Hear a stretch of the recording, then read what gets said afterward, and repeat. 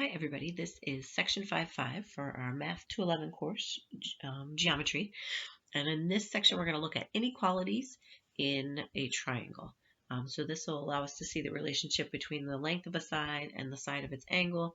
And we'll also look at the triangle inequality theorem. All right, the first thing I'm going to mention is just looking at the comparison property of inequality. And this property, if you look at it, it's pretty straightforward, but it says if A is equal to B plus C, and C has to be greater than 0, then if we were to take C away, I know that A has to be greater than B, because to get A before I did B plus a number, and that number again was greater than 0. So think of this as you work with natural numbers for this comparison property of inequality, or not necessarily natural numbers, but you can use positive real numbers other than 0. And then this is going to lead us into our corollary to the triangle exterior angle theorem. And if you recall from the past section, I believe it was chapter 4, we learned that the exterior angle is equal to the sum of the two non-adjacent interior angles. Well, the angle theorem, the exterior angle theorem, says the measure of an exterior angle of a triangle is greater than the measure of either of its two remote interior angles. So it's saying that 1 is always going to be greater than separately 3 or 2. So, and again, you can see here, the measure of angle 1 is greater than the measure of angle 2, and the measure of angle 1 is greater than the measure of angle 3. Okay, now I would like you to take a look at this picture. And they want us to tell them why the measure of angle 2, which is right here, is greater than the measure of angle 3. Now, to do that, we can't just say, oh, because 3 is an exterior angle to 2. It doesn't quite work that way. But I want you to look at that and see if you can figure out why we know 2 is greater than 3. So take a second, pause the video, think about it, come up with an answer, and then come back and we'll check it. Okay, so hopefully you paused the video and you're back to look at the answer. Okay, so I know that this triangle right here, triangle BCD, is the isosceles triangle because of those two hash marks marked right there.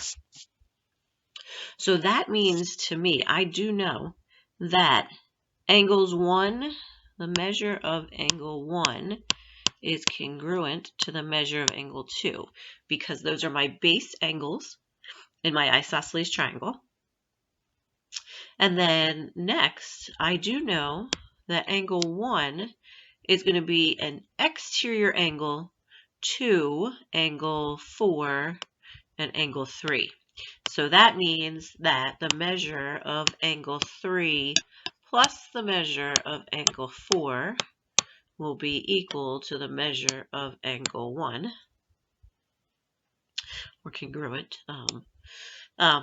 So because I know this, then I know that the measure of angle 3 is not equal to, but less than the measure of angle 1. Or we could say, if it helps you to look at it this way, the measure of angle 1 is greater than the measure of angle 3, because 1, again, is made up of 3 plus 4. And then, because I know 1 is congruent to 2, we can use our substitution, and I can say, well, now I know the measure of angle 2 is greater than the measure of angle 3. Okay, next we have the triangle inequality theorem, and this theorem says if two sides of a triangle are not congruent, so they're not the same length, then the angle opposite the longer side is greater than the angle opposite the shorter side. So the angle opposite the longer side is going to be bigger than the angle opposite the shorter side. So just think, the bigger the angle, the longer the side opposite it is. All right, so here, if we look at, we have a triangular town park, and a landscape architect wants to place a bench at the corner of the largest angle. So which two streets form the largest angle? And what they're looking at here is they are looking at the lengths of the roads. So Valley Road is 120 yards, MLK Boulevard is 105 yards, and Hollingsworth Road is 175 yards. So remember, the largest angle is always going to be opposite the longest side. So in this case, Hollingsworth Road is my longest road, so that means that my biggest angle is going to be this angle right here between Valley Road and MLK Boulevard. So that's going to be the biggest angle, and that's where you would want to put your park bench. Okay, now we want to look here and figure out which choice shows the sides of triangle TUV in order from shortest to longest. So really what we need is we need all three angle measures here. And right now I have two of my angle measures, so I want to find the third. So recall, an angle, or all three angles in a triangle add up to 180. So what I'm going to do is do 58 plus 62.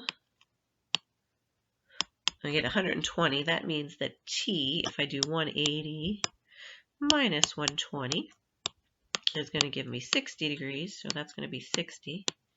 All right, so then what I'm going to do, we want shortest to longest. So the shortest angle will be opposite this, or the shortest side will be opposite the smallest angle. So angle U is the smallest. So that means that the shortest side is going to be TV. So I'm going to look and just cross off the ones that don't start with TV. I'm going to put those, cross those off. All right, the next smallest side will be opposite the middle angle, which is T, and it's 60 degrees. So that means the middle length for the triangle is going to be UV or VU, depending on how they write it. So if I look at these two, A has TV, UV, and then UT, and this one has TV, UT, so I'm going to cross that off. And then just to double check the last side, the largest angle is 62 degrees. So it's going to be opposite the longest side, which is TU or UT. So A lists the sides from shortest to longest. All right, the next theorem that we're going to look at is the triangle inequality theorem for the sum of the lengths of the sides. The sum of the lengths of any two sides of a triangle is greater than the length of the third side. So that means if I take any two sides of my triangle, add them together, they should always be greater than the third side. If that's not the case, then you can't make a triangle. The pieces will not fit together to be closed. There'll be a gap somewhere. Or you'll have a piece that goes out too far, like they won't meet at 3 points. All right, so here we are going to see if the three sides listed can make a triangle. So again, if you add any two sides together, they should be greater than the third side. So if we start with A, I'm going to add 3 plus 7 together, and that should be greater than 8, and we know 10 is greater than 8, so that works. Next, let's add 7 plus 8, and that has to be greater than 3, and we do know that 15 is greater than 3.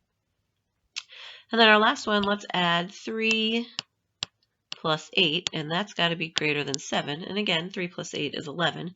So yes, 3, 7, and 8 are three side lengths that can make a triangle.